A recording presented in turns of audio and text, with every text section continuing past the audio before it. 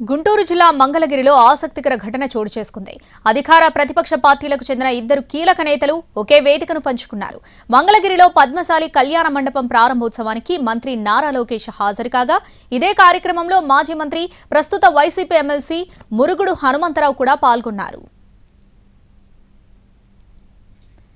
పద్మశాలి కుల వృత్తులకు కేంద్రంతో సంబంధం లేకుండా జీఎస్టీ రాయితీ ఇస్తామన్న సీఎం చంద్రబాబు హామీపై వైసీపీ ఎమ్మెల్సీ మురుగుడు హనుమంతరావు ప్రశంసలు కురిపించగా, మంగళగిరి అభివృద్ధిలో మీరు కూడా భాగస్వామ్యం కావాలంటూ హనుమంతరావును కోరారు నారా లోకేష్.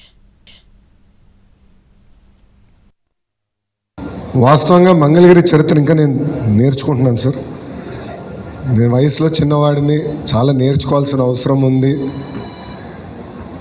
పెద్దలు ఒక మాట అన్నారు, హనుమంతరావు గారు ఒక మాట అన్నారు, రాబోయే తరాలు ఈ పవిత్రమైన బాధ్యతని ముందలు తీసుకెళ్ళాలి అంటే కంటిన్యూటీ అనేది చాలా చాలా అవసరం అని ఒక పెద్ద మాట చెప్పారు.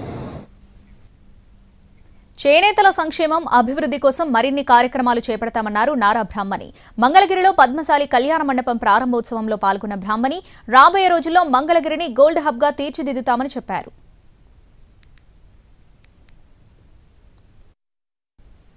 ఇక్కడ మన పద్మశాలి ఎంపవర్మెంట్ కోసం, డెవలప్మెంట్ కోసం ఎంతో చేయబోతున్నాము. అదే కాకుండా ఇక్కడ చేనేత కార్మికులే కాకుండా స్వర్ణకారులు చాలామంది ఉన్నారండి, చాలా టాలెంటెడ్ వాళ్ళు ఉన్నారు. ఆయన కమిట్మెంట్ ఇచ్చినట్టు రాబోయే 4-5 మంత్స్లోనే ఇక్కడ మన సౌత్ ఇండియాలో ఒక గోల్డ్ హబ్గా తీర్చిదిద్దడానికి కష్టపడతాం. దానికి గ్రౌండ్ వర్క్ ఆల్రెడీ మొదలైంది. రాబోయే కొన్ని సంవత్సరాల్లో కూడా ఇక్కడ గోల్డ్ వర్కర్స్ డెవలప్మెంట్లో చాలా జరుగుతుంది. ఆ డైరెక్షన్లోనే లక్ష్మీ నరసింహ స్వర్ణకారుల